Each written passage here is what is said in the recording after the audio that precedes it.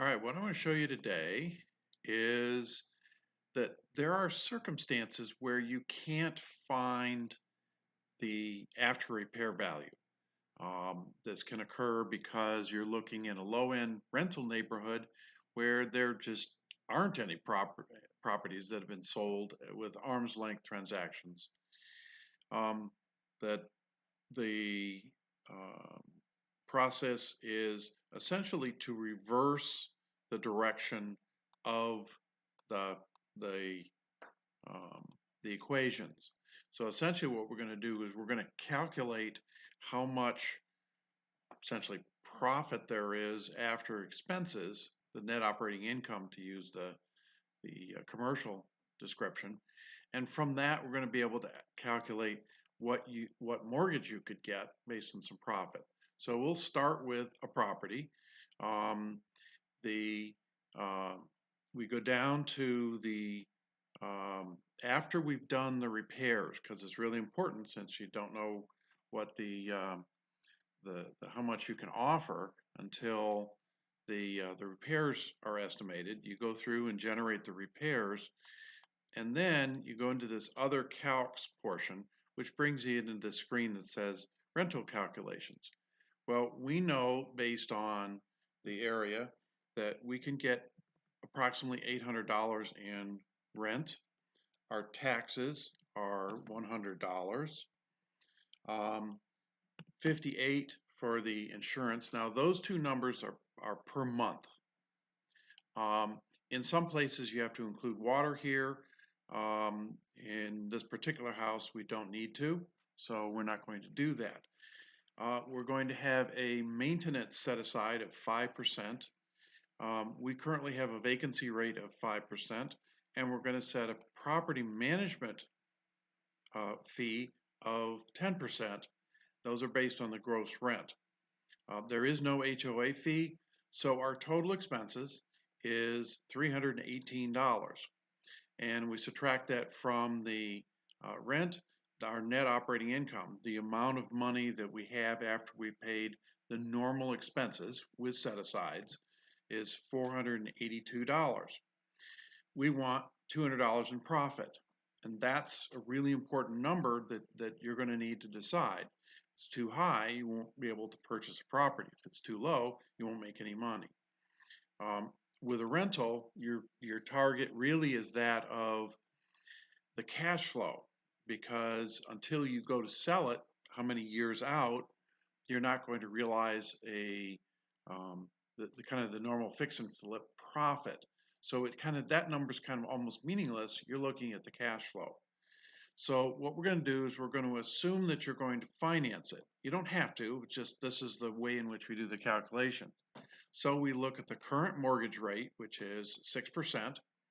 We're going to mortgage it over 20 years. So based on the available funds we have, and the fact that we need a mortgage, are all in. That means purchase plus the rehab is just short of $40,000. It's this 31. Okay, we're going to have $1,000 in closing costs because it's a private sale. So now we go and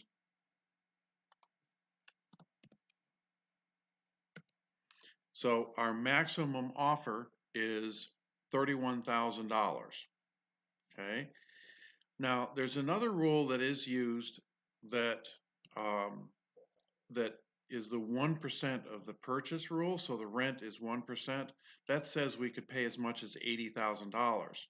But if you look at this, we can see that based on the fact that we have these set-asides in the rent, that the 800 should yield an $80,000 purchase price. So we're looking at these two numbers.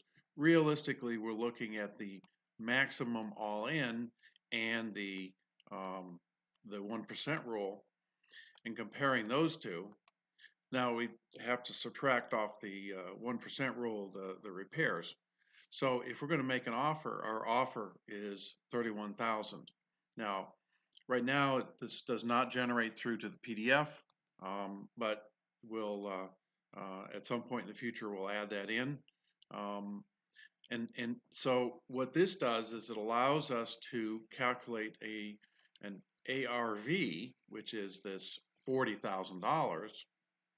So we could go back to, well, let me save this so that it's saved. Make sure you do the update. Do the back to offer, it loses it. So you don't have to save it if you don't want to. So we've got right now, when we came in initially, we said that the after repair value was 47,666. Well, that's obviously too high. It's really closer to 40. So to change that ARV so you can get your calculations, you go to modify property information.